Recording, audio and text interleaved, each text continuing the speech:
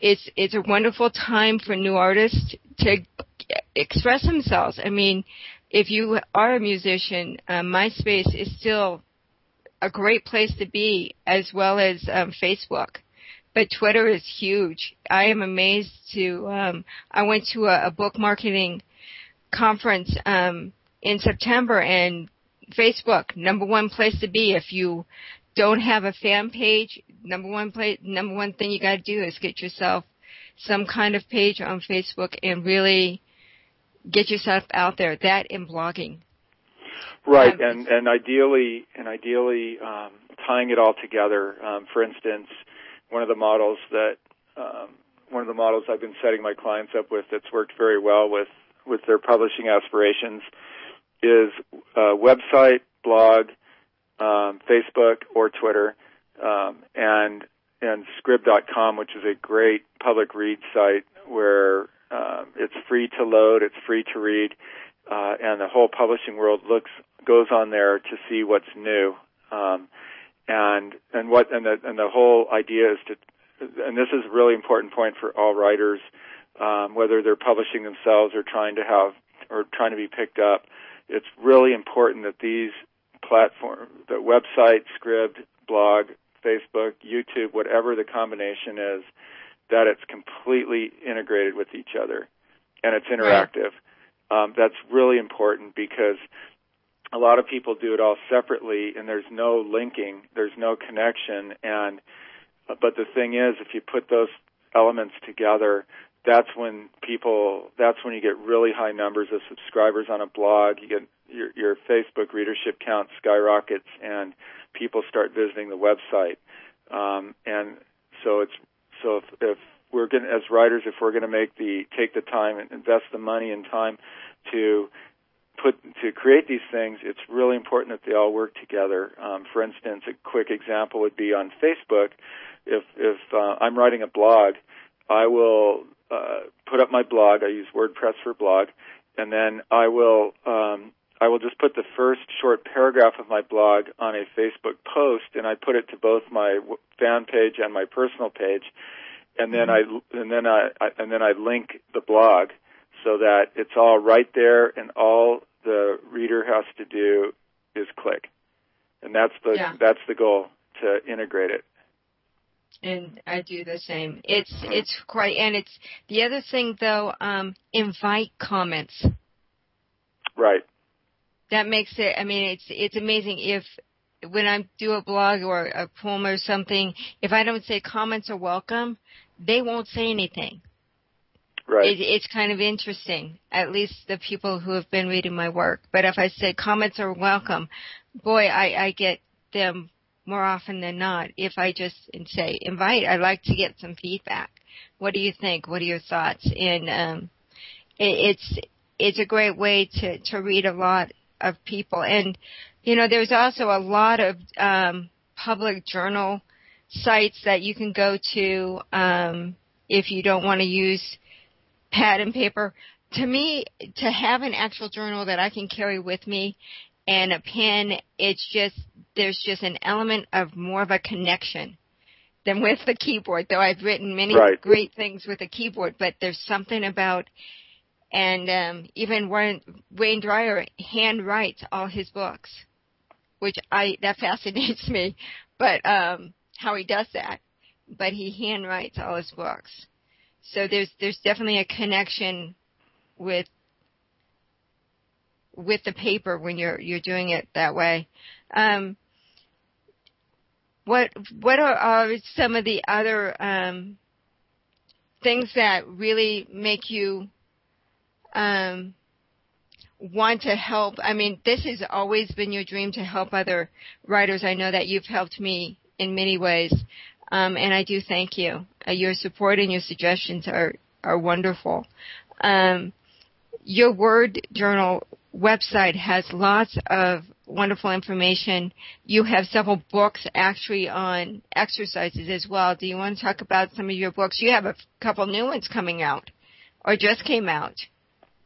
Yeah, I've been I've written a couple of books for writers. One is Rights of Life, and that's using personal experiences in everything you write.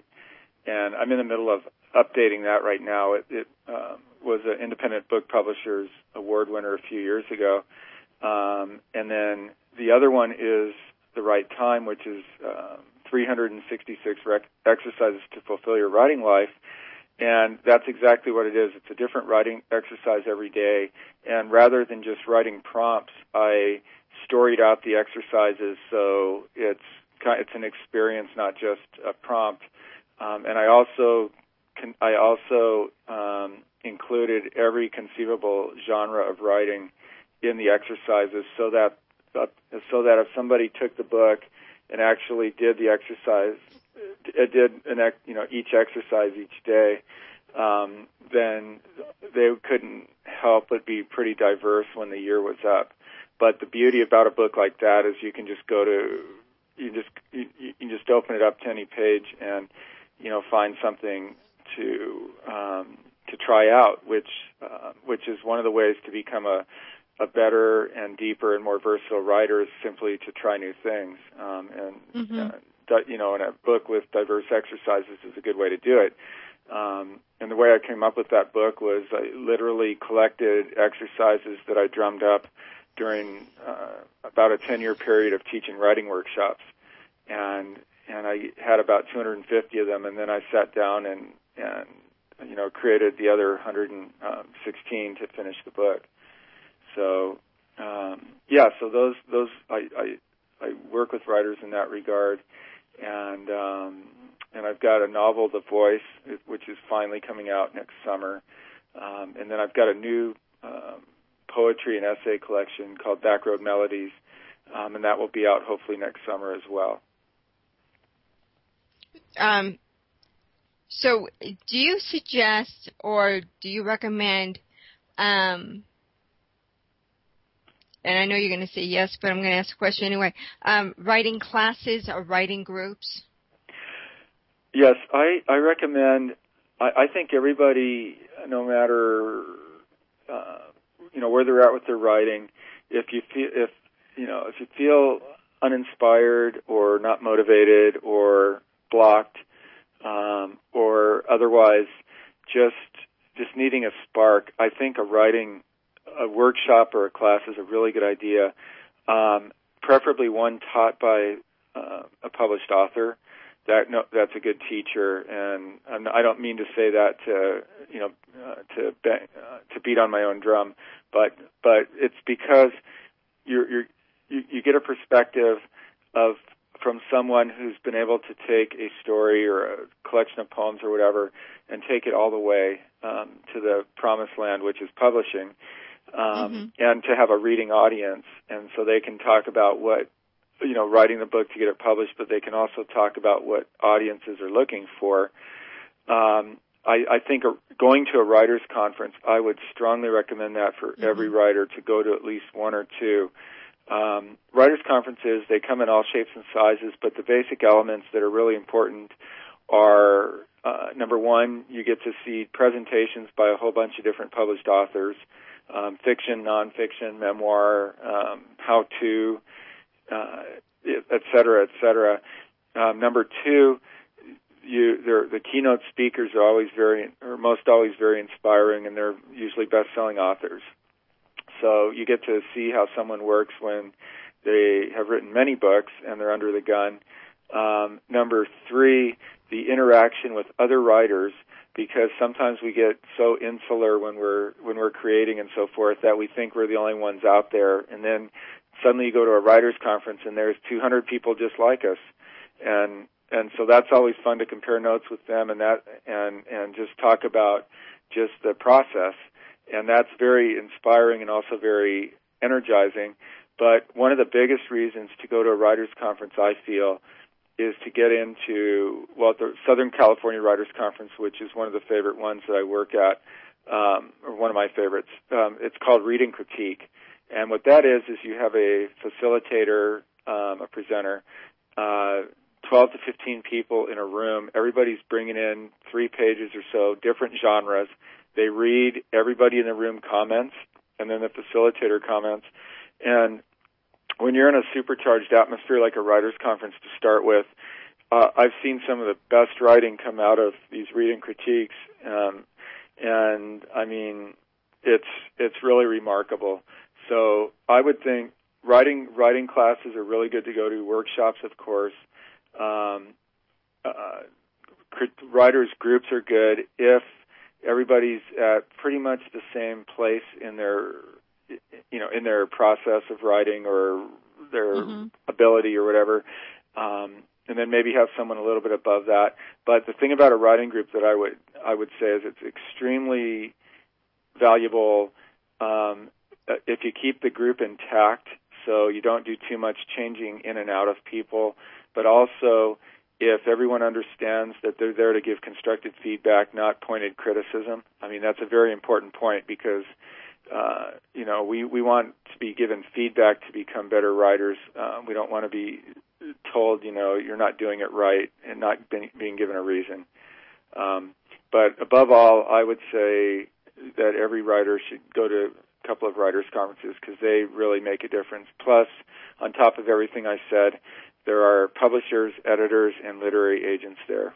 So you really get to see where your work stands.